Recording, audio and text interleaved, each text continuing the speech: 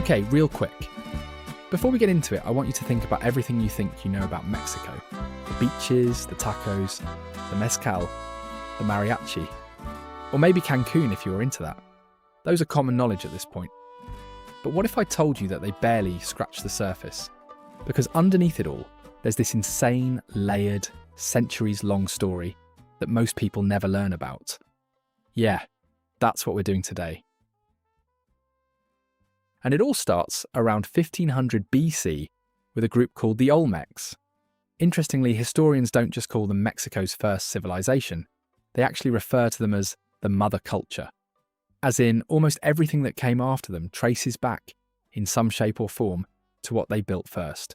So, let's take a look at what those are, shall we? First, they settled along the Gulf Coast near what's now Veracruz, and for about 1,000 years, they were the most sophisticated society in all of Mesoamerica. They built cities, carved these massive stone heads out of basalt, and they traded jade figurines across thousands of miles of terrain. Then, around 400 to 350 BC, they faded. And here's the thing about Mexico that you'll notice pretty quickly. See, when one civilization collapses, another one is already waiting in the wings. In this case, it was the Zapotecs. Now, the Zapotecs were known for many things, but one that stands out is the city of Monte Alban. It was their capital, so that's where the political, economic, and religious activities happened. Then came the Maya. And look, the Maya deserved their own documentary. Their own series even. So if you're interested in that, let me know in the comments. I'll see what I can do in the future. But long story short, this civilization thrived between about 350 and 900 AD. By most accounts, they were the most intellectually advanced civilization in pre-Columbian America. Just to name a few of their accomplishments, they built cities with towering pyramid temples. They developed a fully functional writing system. I mean, come on, that's got to be pretty hard to do. And if we weren't impressed enough, their priests predicted solar eclipses with stunning accuracy, which to this day still baffles me. One archaeologist even described their understanding of time not just as advanced, but as philosophical. They didn't see time as a straight line. They saw it as an endless cycle. A cycle of rise and fall. Which, and I want you to remember this, turns out to be a pretty accurate description of everything that happens next. Because by the 9th and 10th centuries, the Maya had collapsed. Maybe it was due to overpopulation, probably environmental strain. But I'd like to think of it as this. It was a civilization so brilliant that it was brought down by its own growth. And what came after was the Aztecs. You've heard of them, right? I mean, at this point, their name is probably iconic. So let me tell you a bit of their origin story. They were descendants of nomadic desert people. They migrated into central Mexico in the 13th century, and within just a few generations became the most dominant force the entire region had ever seen. By the early 1500s, they controlled over 400 to 500 cities and ruled over millions of people. Oh, and their capital, Tenochtitlan. It sat on an island in the middle of a lake. Picture floating gardens surrounding it, massive causeways connecting it to the mainland, brightly painted palaces, bustling markets, canals running through the streets. So, naturally, when the Spanish first laid eyes on it in 1519, their jaws dropped. That's when we meet a Spanish conquistador named Hernán Cortés. He landed on Veracruz with a few hundred soldiers. He brought horses which nobody here had ever seen before. Add to that metal armour, firearms. It was also new to the Aztecs. So when Emperor Moctezuma II heard rumours of these strange visitors, he believed that Cortés could be a returning god. And what did he do next? Well, he invited him in. Little did he know that small welcoming act would change the course of history forever. Now, Cortés was pretty smart. When he marched to Tenochtitlan, he paid attention to his surroundings, and he noticed something. A lot of the people living under Aztec rule deeply resented their rulers. So he made alliances. Pretty fast, I might add. As he was building his network, he was unknowingly spreading something else entirely. European diseases, smallpox, measles. These were invisible weapons against a population with zero immunity. So by 1521, Tenochtitlan had fallen. Cortés razed it to the ground and built Mexico City on its ruins. After that 300 years of Spanish colonial rule, which went a little something like this, Spain took the land, the labour, the wealth. The Catholic Church arrived and converted millions. Then, a brutal social hierarchy locked most people into poverty for generations. Well, that is, until the resentment built into something else. On September 16, 1810, a priest named Miguel Hidalgo rang his church bell in the small town of Dolores and called the people to rise up. It took 11 years of fighting, but in 1821, Mexico finally broke free from Spain. Except the decades that followed were messy, pretty costly too. The Mexican-American War alone stripped Mexico of over half its territory. Then came Porfirio Díaz. He was the man who modernized Mexico's infrastructure while ruthlessly crushing everyone at the bottom. By 1910, that was the last straw. The Mexican Revolution erupted. It was 10 brutal years and millions of lives lost. But out of that wreckage came Mexico's modern constitutional republic. It was imperfect, but standing. And that's what matters, because do you remember the cycle that Maya talked about? Rise and fall, rise and fall. Yeah, Mexico's lived it over and over again. But if you'll notice, every single time it gets back up, which brings us to the next question. What kind of country does that kind of cycle build? For starters, this is a country that stretches nearly 1.97 million square kilometres, or about 761,000 square miles. Inside you'll find scorching deserts, snow-capped volcanoes, ancient jungles, and over 11,000 kilometres, or about 7,000 miles of coastline. It's a lot, I know, but I'll tell you what, the backbone of the whole country is this massive central plateau called the Altiplano. On both sides, you'll find two enormous mountain ranges. And I do mean huge. You've got the Sierra Madre Occidental to the west and the Sierra Madre Oriental to the east.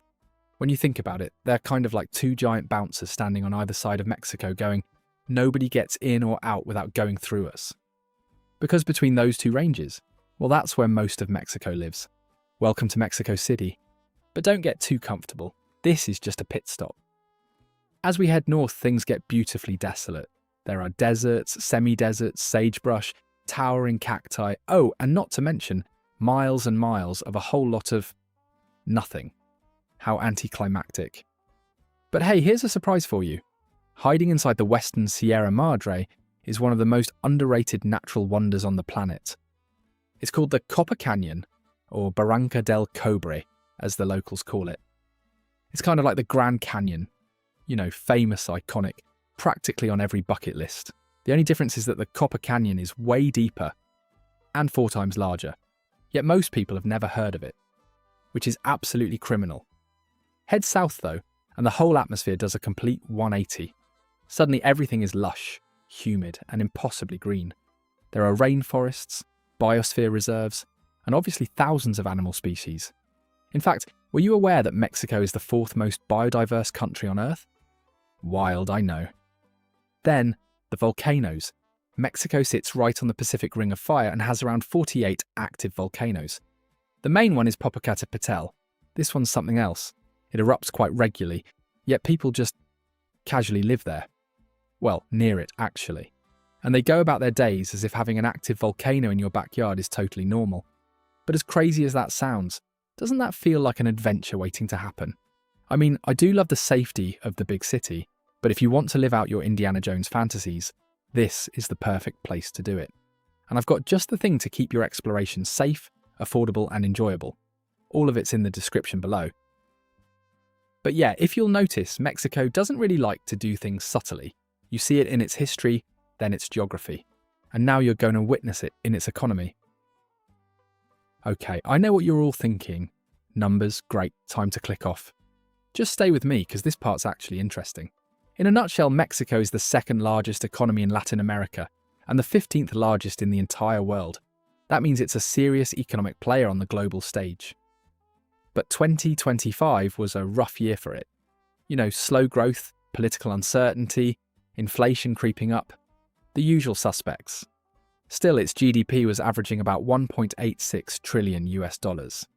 Then 2026 arrived, and things started looking up. The GDP grew 0.9% in the 4th quarter of 2025, which is pretty small, but a win's a win. And it's expected to reach about 1.5% by the end of the year. That's huge. Plus, manufacturing is recovering, and domestic consumption is rebounding. There's also a massive global trend called nearshoring that's kind of reshaping Mexico's entire economic identity.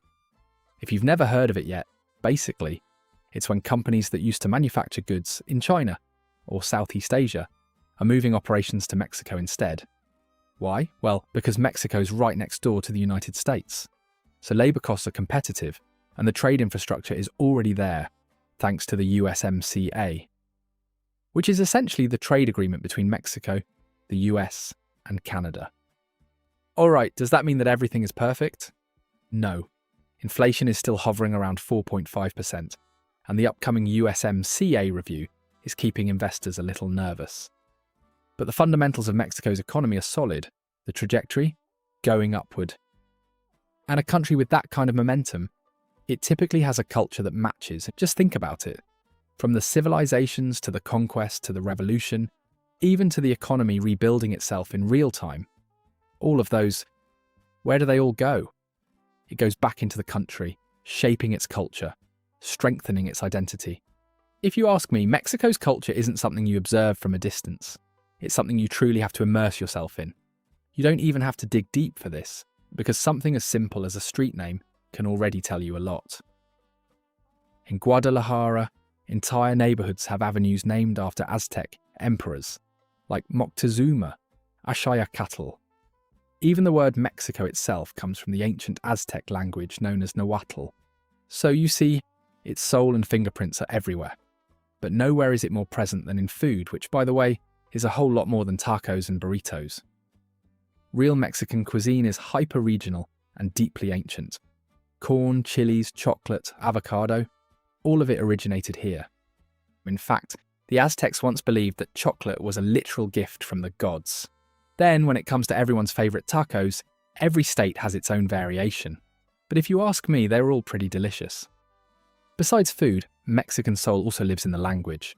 There are about 68 indigenous languages here, and though Spanish is widely spoken, Nahuatl and Maya are very much alive. Honestly, I can talk for hours about the wonders of Mexican culture, but if there's just one more thing that I want to share with you, it's the beautiful Mexican art. There's Frida Kahlo and Diego Rivera, plus Octavio Paz, who won the Nobel Prize in Literature, writing about the Mexican soul.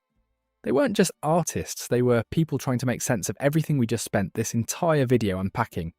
But again, this is not even Mexico's complete story yet. There's more to it than this. So if you enjoyed this video, you'll love this next one on the top places you must visit in Mexico City.